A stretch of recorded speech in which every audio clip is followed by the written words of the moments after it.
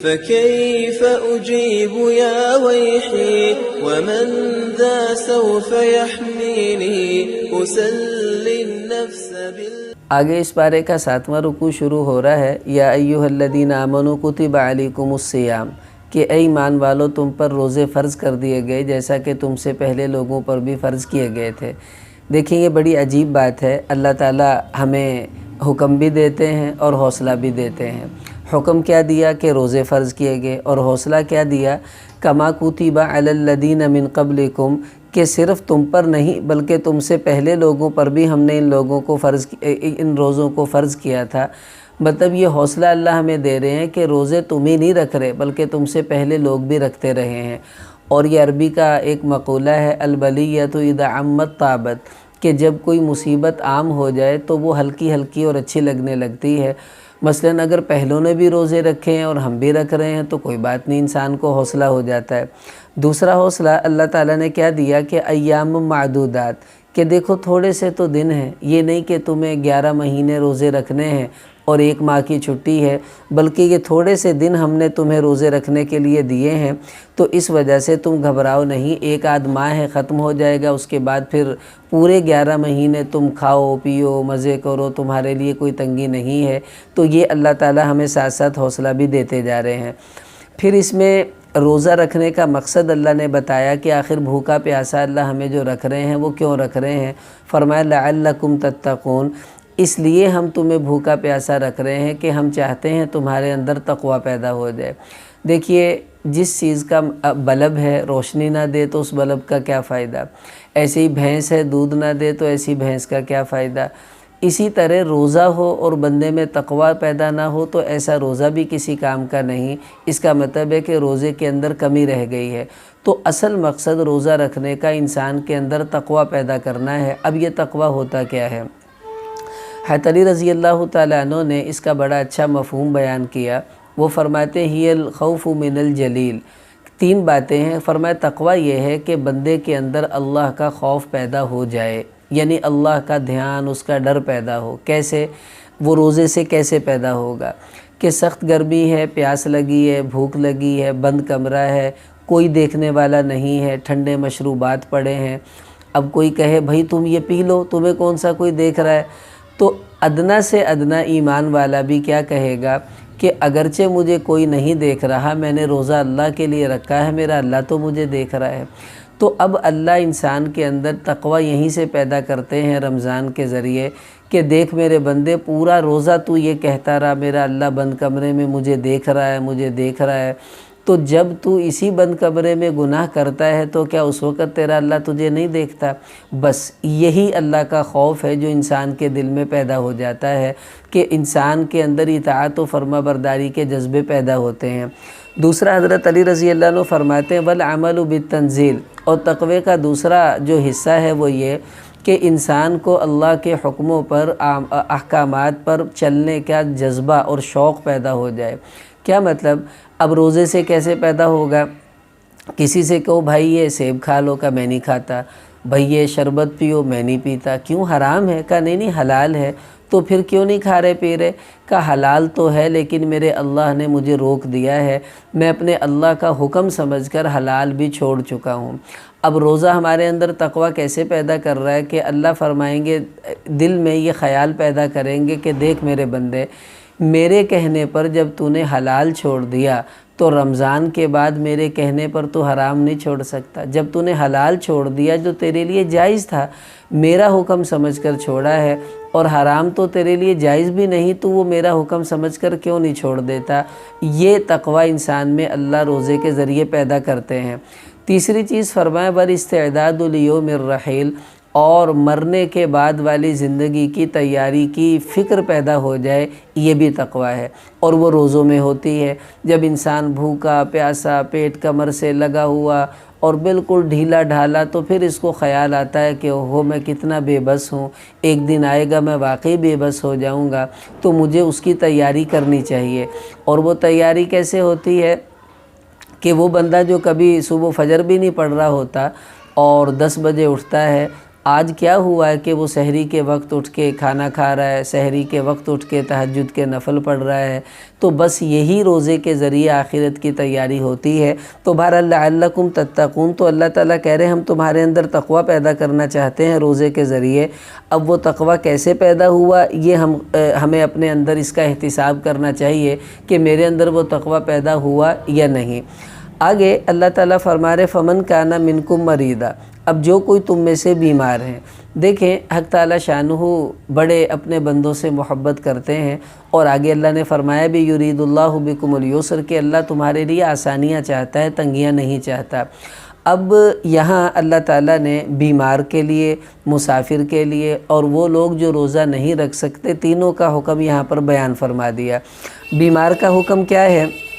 بیمار کسے کہتے ہیں؟ مثلا جو کوئی عارضی بیمار ہو، کسی کو بخار ہو گیا ہے، کوئی مسئلہ ہو گیا ہے، ڈاکٹر نے کہا بھی نہیں آپ کو دوائی کھانی ہے، آپ روزہ نہیں رکھیں گے، تو ٹھیک ہے۔ اللہ کہہ رہے فمن کان منکم مریضا، تم میں سے جو کوئی بیمار ہے، بیماری کی وجہ سے روزہ نہیں رکھ سکتا، تو کوئی گناہ نہیں ہے۔ فعدۃ من ایام اخر، بعد میں جب رمضان گزر جائے گا تو کسی وقت بھی وہ اس روزے کو قضا کر لے جو اس نے چھوڑا ہے۔ تو ایسی بیماری جو دائمی نہیں ہے، عارضی بیماری ہے، اگر آپ اس کی وجہ سے روزہ چھوڑ دیں تو اس کا فدیہ نہیں بلکہ قضا کرنی ہوگی بعد میں جب چاہیں۔ اور آگے فرمایا او علی سفرین، اور اگر تم سفر پر ہو تو بھی یہی حکم ہے۔ دیکھیں مسافر کے لیے روزہ رکھنا کوئی ضروری نہیں ہے، ہاں اگر اس کو سفر میں مشقت نہ ہو تو اس کو روزہ رکھ لینا چاہیے، چھوڑ دے تو کوئی گناہ نہیں۔ اور جب چھوڑا ہے اس نے تو اب کیا کرے گا؟ وہی فعدۃ من ایام اخر، رمضان کے بعد جب آسانی ہو اس روزے کو قضا کر سکتا ہے۔ اب یہ اللہ آسانی دے رہے ہیں۔ تیسرا وعلی الذین یطیقونہ، وہ لوگ جو روزہ رکھ ہی نہیں سکتے، مثلا اتنا بوڑھا ہو گیا روزہ برداشت نہیں کر سکتا، بیماری ایسی ہے بار بار دوائی کھانی پڑتی ہے، جیسے شوگر کے مریض کو بہت بھوک لگتی ہے، دل کے مریض دوائی کھا رہے ہیں، گردے کا مسئلہ ہے، ڈاکٹر کہتا ہے نہیں اس کو تو بار بار تھوڑا تھوڑا پانی کی ضرورت ہے، وغیرہ وغیرہ۔ تو ایسا مریض، اب یہ وہ بیماریاں ہیں جو ٹھیک نہیں ہوتی، نہ شوگر ٹھیک ہو رہا ہے نہ دل کی بیماریاں ٹھیک ہو رہی ہیں، یا ایسا بڑھاپا ہے جو اب جانے والا نہیں، تو اس کو کہتے ہیں دائمی مریض، جن کے تندرست ہونے کی امید نہ ہو۔ ان کا حکم اللہ فرما رہے ہیں فدیۃ طعام مسکین، کہ یہ اپنے روزے کا فدیہ دے دیں۔ فدیہ کیا ہے؟ 2 کلو گندم کی قیمت معلوم کریں اور جو بنتی ہے وہ دے دی جائے۔ تو ایک روزے کا فدیہ یہی ہے 2 کلو گندم کی قیمت کم سے کم دے دی جائے۔ اب 30 روزے ہیں تو یوں سمجھ لیں 2 کلو گندم روزانہ کے حساب سے آپ کو دینے ہوں گے، لیکن یہ اس کے لیے ہے جو روزہ رکھ ہی نہیں سکتا، اور جو رکھ سکتا ہے اس کو تو یقیناً قضا کرنی ہوگی، اس کے لیے فدیہ دینا جو ہے بالکل بھی کافی نہیں ہوگا۔ آگے اللہ تعالیٰ شہر رمضان، روزوں کے بارے میں فرمایا کہ رمضان کا مہینہ، اس میں قرآن اترا ہے، اور ہدی للناس، یہ ساری دنیا کے لوگوں کے لیے ہدایت ہے۔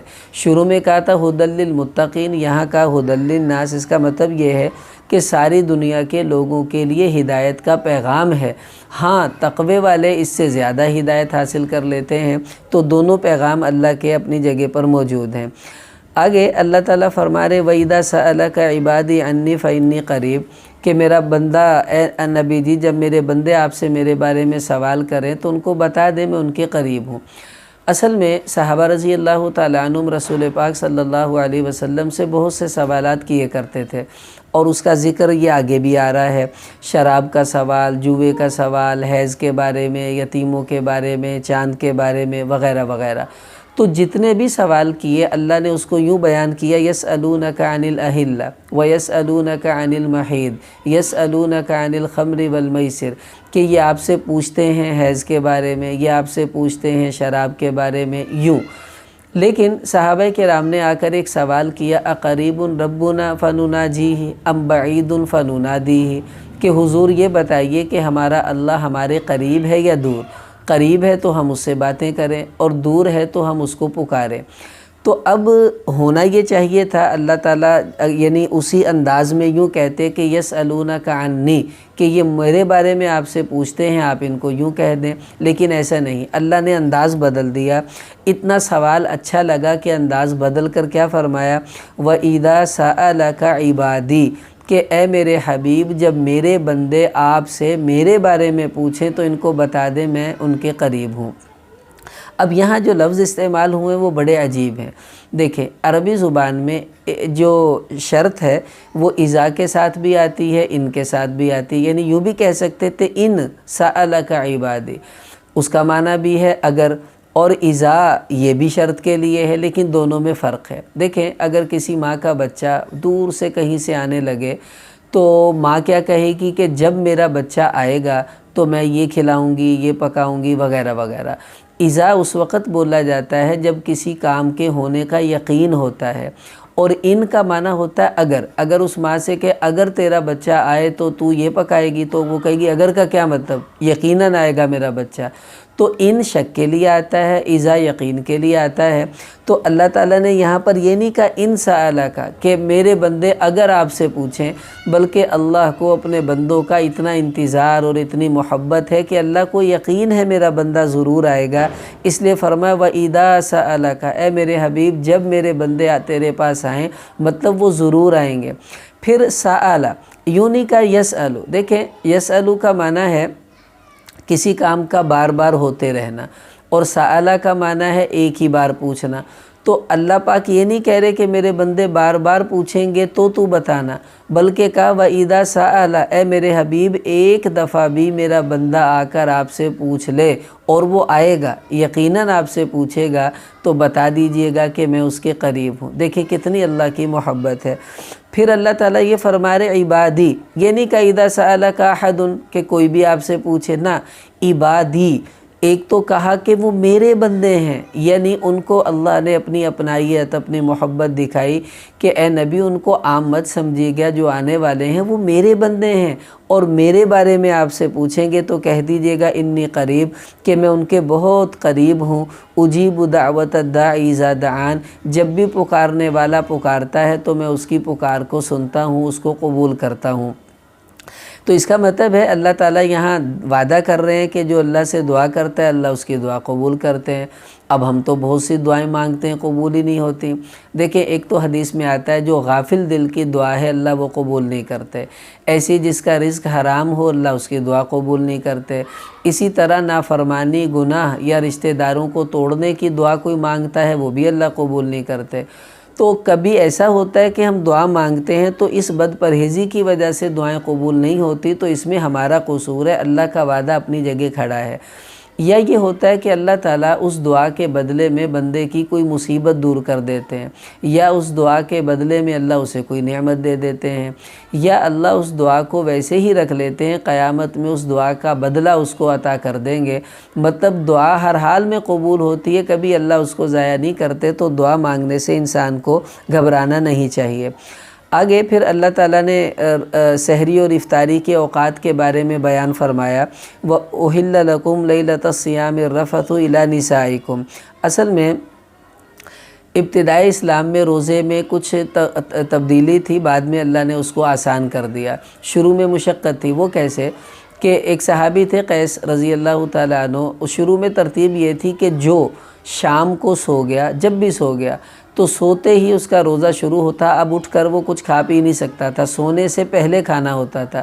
وہ بیچارے سارے دن کے تھکے ہوئے مزدور آدمی تھے، آئے اور آ کر تھک کر سو گئے، اب جب اٹھے تو اب کچھ کھا پی نہیں سکتے تھے، تو ان کی طبیعت بہت زیادہ خراب ہو گئی۔ تو پھر اللہ نے دیکھا کہ یہ تو بڑی تنگی ہے، تو اللہ نے پھر آسانی کر دی اور یہ آیتیں اتار دیں۔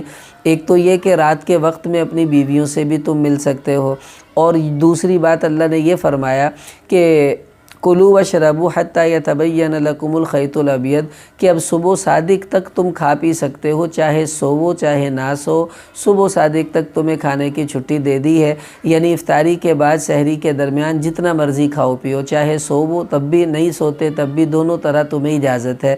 تو یہ اللہ نے بہت آسانی کی ہمارے لیے۔ اب یہاں پر ایک بات سمجھ لیجیے کہ یہ روزے کی ابتدا بتائی جا رہی ہے حتی یتبین لکم الخیط الابید من الخیط الاسود، کہ سفید اور کالے دھاگے جب بالکل واضح ہو جائیں، اس سے مراد صبح صادق ہے۔ تو جب صبح صادق ہو جائے اس کے بعد روزہ شروع ہو جاتا ہے۔ ہمارے ہاں لوگ کیا کرتے ہیں کہ جی نہیں جب تک اذان ہوتی رہے کھا سکتے ہیں، کوئی بات نہیں، نہیں، اذان اس وقت شروع ہوتی ہے جب روزے کا ٹائم ختم ہو جاتا ہے۔ تو اذان والا تو جس وقت اذان دے رہا ہے اس وقت کھانے کا ٹائم ہی نہیں، تو آپ کیسے کھا سکتے ہیں؟ تو یاد رکھیں اگر کوئی اس دھوکے میں کھاتا پیتا رہا تو اس کا روزہ نہیں ہوگا، بعد میں اس کو اس روزے کی قضا کرنی ہوگی۔ کیلنڈر چھپے ہوئے ہیں، کیلنڈر کو دیکھیں، آپ اپنی گھڑی کو سٹینڈرڈ ٹائم کے مطابق کریں اور کیلنڈر کو دیکھ کر آپ نے اپنا روزہ رکھنا ہے۔ آپ نے نہ اذان کا دھوکہ کھانا ہے اور نہ ہی سائرن وغیرہ کی امید پر رہنا ہے۔ ممکن ہے سائرن بجانے والا دیر سے بجائے یا بجائے نہ بھول جائے، تو پھر کیا مطلب ہے سارا دن کھاتے پیتے رہیں گے؟ نہیں، یہ اصول اللہ نے بتا دیا کہ صبح صادق تک کھا سکتے ہو، چاہے اذان ہو نہ ہو، سائرن بجے نہ بجے، تم نے صبح صادق کا ٹائم دیکھنا ہے اور اپنا کھانا پینا اس سے پہلے چھوڑ دینا۔ اور کب تک تم نے یہ نہیں کھانا، یعنی افطاری کا ٹائم کیا ہے؟ تو اللہ فرما رہے ثم اتموا الصیام الی اللیل، رات تک اپنا روزہ پورا کرنا ہے، یعنی غروب آفتاب تک۔ تو جو ہی سورج غروب ہوتا ہے رات شروع ہو جاتی ہے، تو اس سے پہلے تک کھانا پینا روکے رکھنا ہے۔ اب مثلا افطاری سے آپ نے 4-5 منٹ پہلے بھی کچھ کھا لیا تو اس کا مطلب ہے آپ نے الی اللیل اللہ کا حکم پورا نہیں کیا، آپ کا روزہ ٹوٹ گیا۔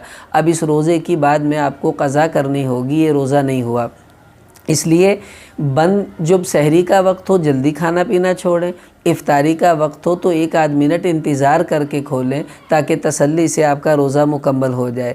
آگے اللہ تعالیٰ نے حکم دیا وَلَا تُبَاشِرُوهُنَّ وَأَنْتُمْ عَاكِفُونَ فِي الْمَسَاجِدِ کہ جب تم مسجدوں میں اعتکاف کرو تو پھر تم اپنی بیویوں سے صحبت نہیں کر سکتے۔ دیکھیں اعتکاف اللہ نے کہا عاکفون فی المساجد، اس کا مطلب اعتکاف مسجد میں ہوگا، یہ مردوں کے لیے حکم ہے۔ عورتیں گھروں میں بھی اعتکاف بیٹھ سکتی ہیں اور ان کو گھر میں ہی بیٹھنا چاہیے، کیونکہ صحابہ کرام کے مستورات بھی گھروں میں ہی اعتکاف بیٹھا کرتے تھے۔ اب گھر میں کوئی ایسی جگہ مقرر کریں جہاں آپ نماز پڑھیں، جس کو گھر کی مسجد کہتے ہیں، کوئی کمرہ کوئی کونا، اسی کمرے میں اسی کونے میں پھر عورت کو اعتکاف بیٹھنا ہوگا گھر میں، اور مرد ہے مسجد میں۔ اب مسجد میں تو ویسے بھی صحبت نہیں ہو سکتی، لیکن اگر عورت گھر میں اعتکاف بیٹھ گئی ہے، اس کا خاوند اس سے مل تو سکتا ہے حجرے میں جا کر، لیکن اگر وہ اس سے صحبت کر لے تو اللہ نے منع فرمایا کہ نہیں، اس سے اس کا اعتکاف ٹوٹ جائے گا، اور یہ صحبت کرنے سے اس بیچاری کی ساری مشقت جو تھی، محنت تھی، وہ ضائع ہو جائے گی۔ اس لیے حالت اعتکاف میں مباشرت منع ہے۔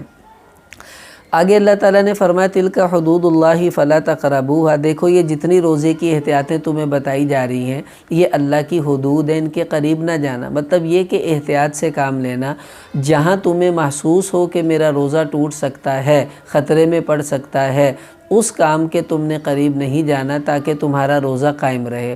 اسی وجہ سے روزے میں غرارہ نہیں کرنا چاہیے۔ ٹیوب ویل میں، نہروں میں نہانے والے پرہیز کریں، کہیں پانی حلق سے نیچے نہ اتر جائے۔ اسی طرح نئی شادی ہوئی ہے تو میاں بیوی آپس میں بوسو کنار سے پرہیز کریں، کہیں بات آگے نہ بڑھ جائے اور ہمارا روزہ کہیں خطرے میں نہ پڑ جائے۔ بہرحال یہ اس رکوع کے اہم احکامات تھے۔